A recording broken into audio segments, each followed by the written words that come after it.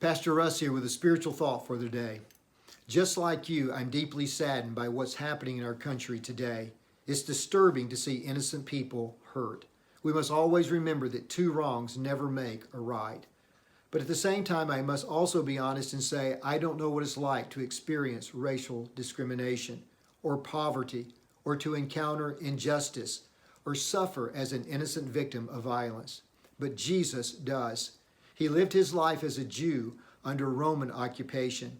Jesus was not wealthy. Luke even records that he had no place to lay his head at night. After he was arrested, he was subjected to what's been termed the most unjust trial in human history.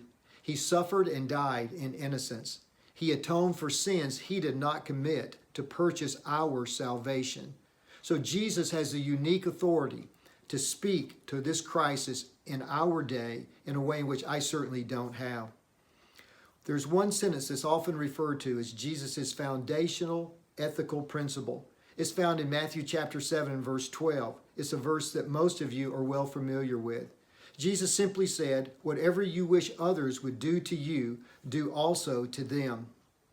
This can provide a way forward through the racism and violence in our day. Consider just for a moment this.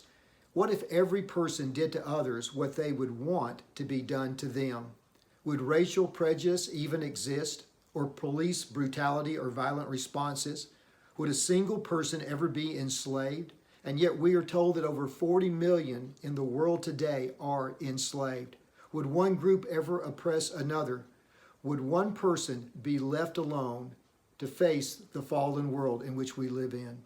And while we cannot force other people to choose Jesus' rule for living, we can choose it for ourselves.